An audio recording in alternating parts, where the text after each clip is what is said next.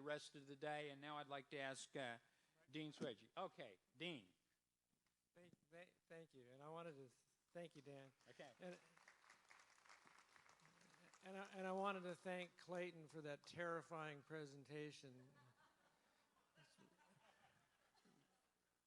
And I just have to reiterate the point I made in closing last night. With the possibilities, the realm. If we knew more about the realm of the possible with energy efficiency and renewables, projects like tar sands and pipelines to move that tar sands oil is just incomprehensibly stupid.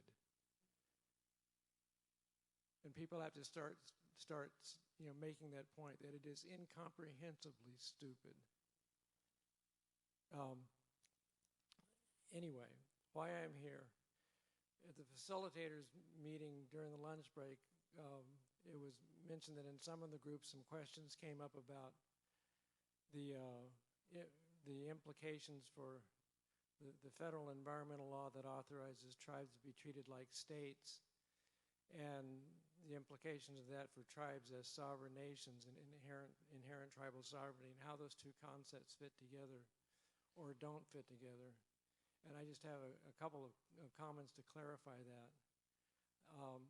Briefly, inherent sovereignty, the doctrine of inherent sovereignty, a tribal government can enact laws to protect the environment based on its own inherent sovereignty, does not have to conform those laws to the framework of federal environmental law.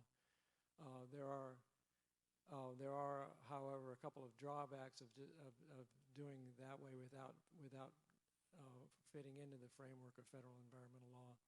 A couple of drawbacks are, what the laws that a tribe enacts are then limited in geographic scope to its own territory, and many of the environmental problems we deal with are outside a tribe's own territory. I mean, it's a good start. The other drawback is the doctrine of the judicial divestiture of tribal sovereignty. Anytime a tribe enacts legislation that asserts authority over non-Indians, there are risks that the non-Indians are going to resist, and you're going to have to defend the tribe's sovereignty in court. And it's particularly risky if a tribe has a lot of fee land within its reservation, which is part of the legacy of the allotment era that others have talked about. So a tribe can act just on the basis of inherent sovereignty, but there are a couple of limiting factors to take into consideration. The idea, the concept of tribes being treated like states under federal environmental law is not something that is a given. Tribes, the statute authorizes EPA to approve tribes to be treated like states. Tribes have to come forward and seek to take over a certain aspect of the federal environmental regulatory program. They have to affirmatively come forth and ask, seek approval. If they do, then the tribal law has the backing of federal law, and that gives you a couple of advantages over just acting on the basis of inherent tribal sovereignty alone. Some of the advantages are within that federal framework. States and tribes treated like states have some degree of extraterritorial influence. They can, both under the Clean Water Act and the Clean Air Act, states and tribes treated like states have some influence over permits that are issued in territories that are upstream or situated so that they have impacts on a tribe's reservation. The other big benefit is that you have the backing of the federal government, so that if the tribe's authority is challenged by the people that are being regulated, the challenge is a challenge to the federal government. So the federal government comes in and defends the tribal law. The tribe would be a party to that, but it's a pretty significant practical advantage to have the federal government on your side. just a couple of nuances. The difference between the Clean Water Act and the Clean Air Act. In the Clean Water Act, the tribe, as interpreted by EPA, the tribe has to demonstrate that it has sufficient inherent sovereignty to regulate the conduct of non-Indians on fee land. Under the Clean Air Act, EPA has interpreted that statute as a delegation of federal authority, so a tribe does not have to make a showing of inherent sovereignty. Now,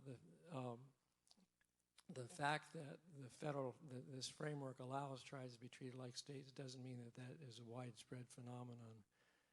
To my knowledge, there are 30 some odd tribes that have approved for water quality standards, and only a couple of tribes that have Clean Air Act programs.